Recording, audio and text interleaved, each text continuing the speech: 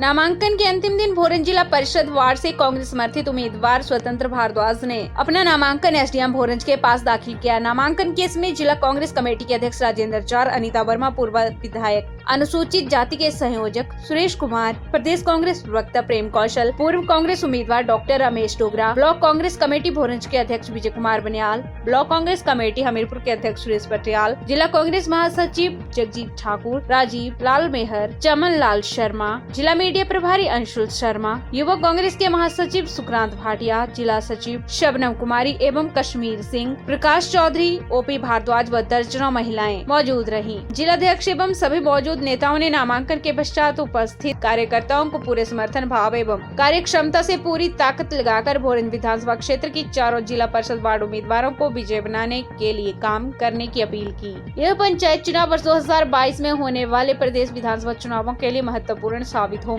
भोरंज विधानसभा क्षेत्र में सभी आधार वाले नेता एवं कांग्रेस कार्यकर्ता एकजुट हैं और कांग्रेस समर्थित जिला परिषद एवं अन्य पंचायती राज पदों के लिए चुनाव लड़ रहे उम्मीदवारों के नतीजे उनके पक्ष में रहेंगे और कांग्रेस विचारधारा के लोग बड़ी संख्या में जीत कर आएंगे। भोरंज जिला परिषद वार्ड से स्वतंत्र भारद्वाज ने नामांकन किया। इससे पूर्व अन्य 3 जिला परिषद वार्ड क्रमशः जाहू वार्ड से राजकुमारी, धीरड़ वार्ड से संजीव कुमार व खरवाड़ वार्ड से सावित्री देवी बतौर कांग्रेस समर्थित उम्मीदवार अपना नामांकन दाखिल कर चुके हैं। प्रदेश की जयराम सरकार अपनी सत्ता के इन 3 वर्षों में पूरी तरह हर क्षेत्र में विफल रही है और उन्होंने जनभावना की परवाह न करते हुए व्यापक जनहित के मुद्दों के विरुद्ध फैसले लेकर प्रदेश की जनता को प्रताड़ित किया है। इन पंचायत चुनावों में प्रदेश की जनता भाजपा समर्थित उम्मीदवारों को आईना दिखाकर सरकार से अपना हिसाब किताब बराबर करेगी तथा कांग्रेस समर्थित उम्मीदवारों के पक्ष में अपना वोट देकर निर्णायक भूमिका अदा कर। हमीरपुर नगर परिषद के चुनावों को लेकर गतिविधियां तेज हो गई हैं। चुनाव चिन्ह मिलने के बाद प्रत्याशी घर घर जाकर प्रचार में जुट गए हैं। नगर परिषद के चुनावों में इस बार भ्रष्टाचार व पार्षदों के परिजन द्वारा नगर परिषद में की जाने वाली ठेकेदारी चर्चा का विषय बनी हुई है। शहर में इस समय नगर परिषद में हुए करोड़ों रुपए के घोटाले चर्चा का विषय बने हुए हैं। यह चर्चा भी अहम है कि कुछ पार्षद लगातार चुनाव तो जीत रहे हैं लेकिन धरातल पर ठोस कार्य करने में नाकाम रहे हैं। यह भी चर्चित है कि ऐसे पार्षद वार्ड के विकास में रुचि लेने की बजाय परिजनों को नगर परिषद में ठेके दिलाने में अधिक रुचि लेते हैं, जो भ्रष्टाचार का कारण भी बन रहे हैं। गौरतलब है कि नगर परिषद के भ्रष्टाचार के कई मामलों पर न्यायालय में सुनवाई चल रही है।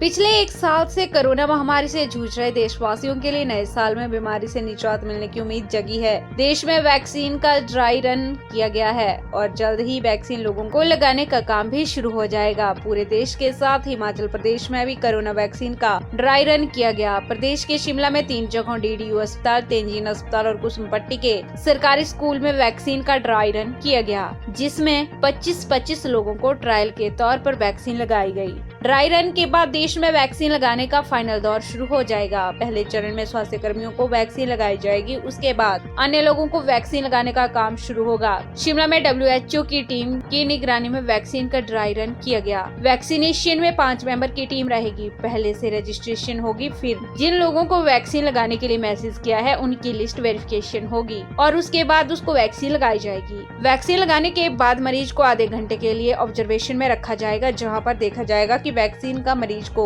कोई साइड इफेक्ट तो नहीं हुआ। ऑब्जर्वेशन के बाद मरीज को घर भेज दिया जाएगा और वैक्सीन लगाने की अगली डेट भी दी जाएगी। ड्राई रन का मकसद वैक्सीन के लगाए जाने पर किसी भी तरह की खामी ना हो, उसको दूर करना है। ड्राई रन के आधार पर ही प्रदेश में वैक्सीन लगाने का भाजपा प्रभारी अविनाश राय खन्ना ने हिमाचल प्रदेश के संगठनात्मक जिला देहरा का दौरा किया। इस दौरान उन्होंने कार्यकर्ताओं एवं जिला परिषद प्रत्याशियों के साथ विभिन्न मुद्दों पर चर्चा भी की। इसके उपरांत उन्होंने कार्यालय निर्माण के लिए भूमि निरीक्षण भी किया।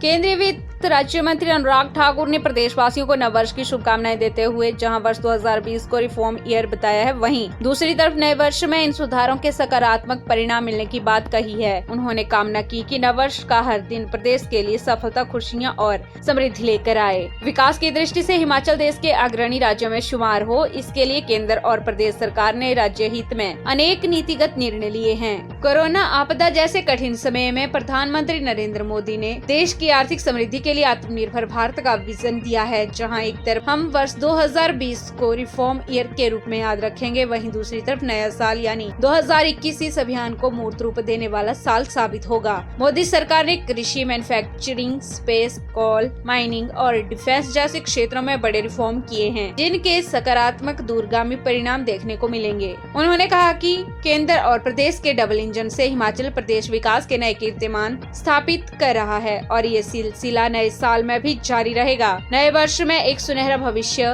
बाहें फैलाकर प्रदेश का स्वागत कर रहा है और अटल निश्चय और दृढ़ विश्वास के साथ कदम से कदम मिलाकर समृद्धि और तरक्की के लक्ष्य की ओर बढ़ते रहना होगा।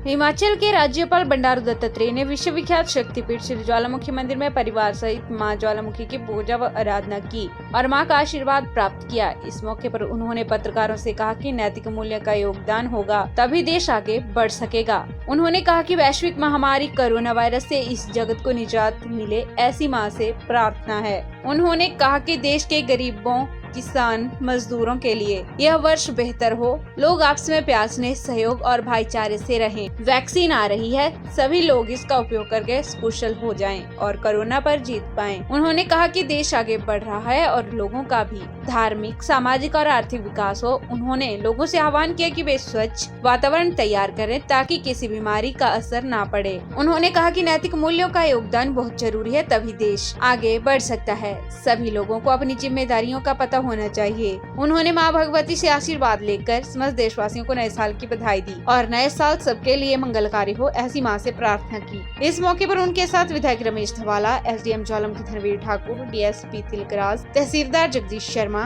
उनके अपने स्टाफ के अधिकारी, विभिन्न विभागों के अधिकारी, कर्मचारी, पुजारी व न्यास सदस्य मौजूद रहे।